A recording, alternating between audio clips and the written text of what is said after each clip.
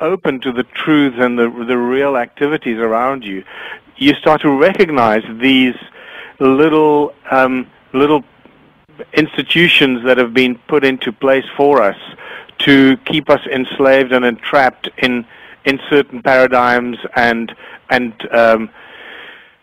archetypes and so forth, and role models that are created for us that are so far removed from the natural order of things that it's quite scary. And one of these things is the whole education system that we have, the education system, and as you said, the expectations that are placed on us, and it flies in the face of what we naturally want to do as human beings. And I'd like to come back to this later, because what I find fascinating is that the research that I'm doing and the discoveries I'm making are directly linked to where we are going as a species and rediscovering our natural or our sort of God-given talents and gifts, that is the way ahead as opposed to the structures that have been put in place.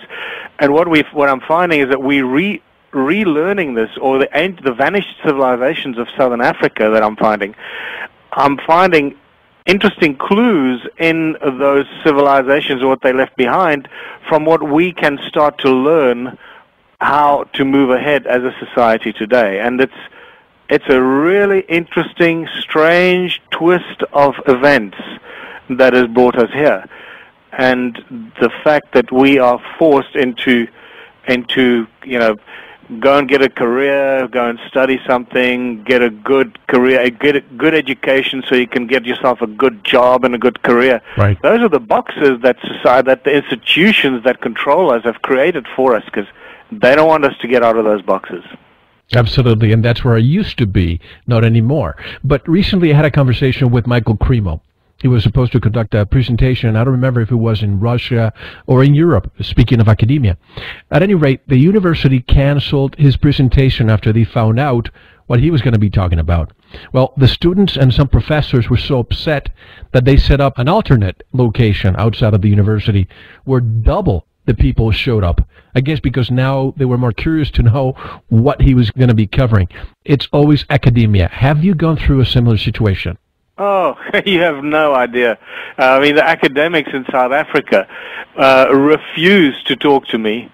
They refuse to meet with me. When my name comes up in conversation, they just shut it down. It's spectacular.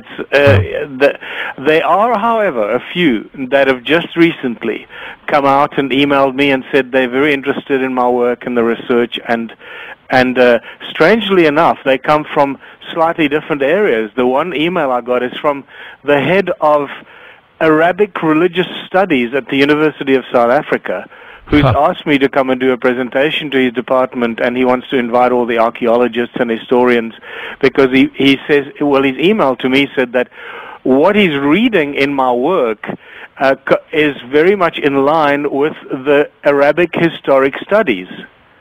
Now, isn't that an interesting twist of fate here, or situation? I find it very ironic, yes. Yeah. And you know, Michael, on this show, as conscious beings that we are, we're always looking for the answers to what you call the holy trinity of human questions. I like that, by the way. Yeah. In all your journeys and research, have you been able to find the answers to who are we, where do we come from, and why are we here?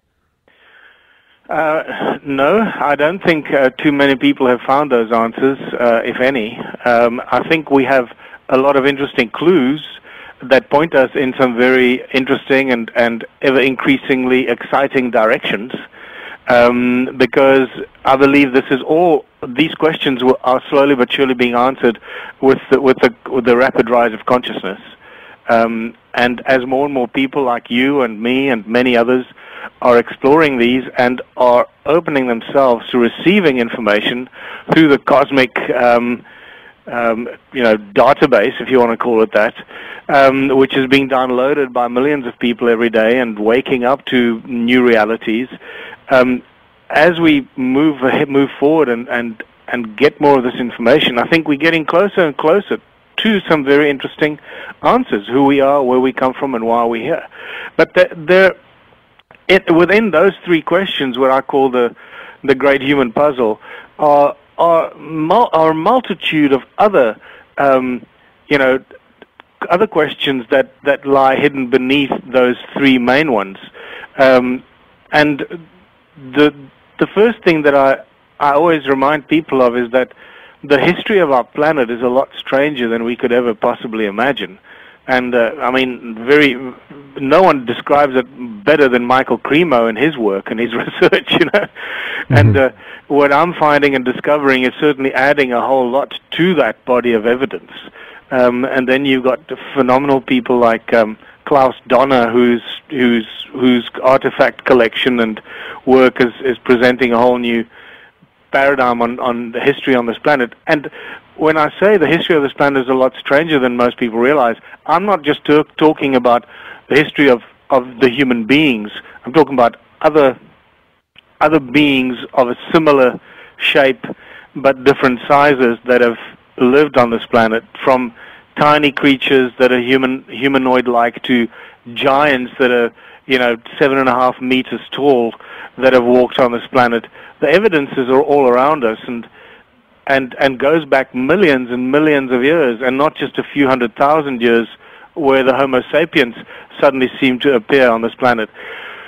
So who are we, where do we come from, and why are we here has three simple questions that have a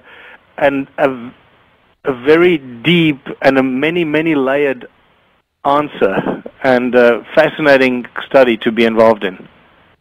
And Michael, a lot of what you're saying has been mythologized. History has been mythologized, but I think you and some other researchers are demythologizing history in a way. Would you agree? Yeah, absolutely. And there's another interesting thing that I found when I started looking around at the meaning of words.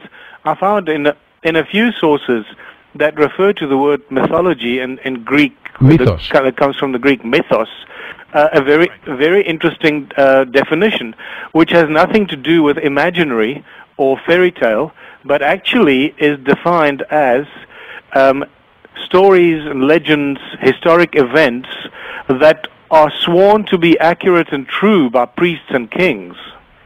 Now, when I saw that, I suddenly went, hold on, this is not mythology, or mythos does not mean imaginary or fairy tale stories that somebody wrote down. It actually means completely the opposite. Right. It actually, and when you realize this, you start to realize how. So when you read these so-called mythological stories from the ancient cultures, you're basically reading testimonies that are sworn to be accurate and true by these ancient people. And I often point this out to people. So every time you think about mythology, just think about mythology is actually our history. And then suddenly our history changes completely. You see, this is an aha moment for me. This is something that you will never hear in the mainstream or even academia. But Michael, I was privileged to have conducted Zecharia Sitchin's last interview. As you know, Zecharia really didn't conduct long interviews. Therefore, some of my questions remained unanswered. I know that you have devoured his work through the years. Aside from the questions that I have for you tonight, is it okay if I ask you some of the questions that remain unanswered that I think may be relevant and related to your work? Absolutely.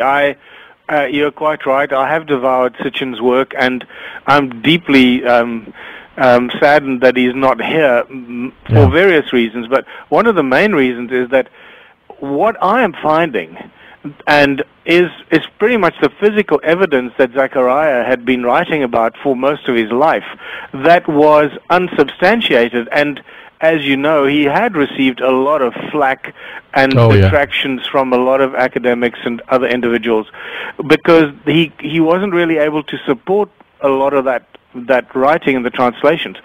So what I'm finding is now the physical evidence and substantiation for much of what he wrote. And that is extremely exciting times for us.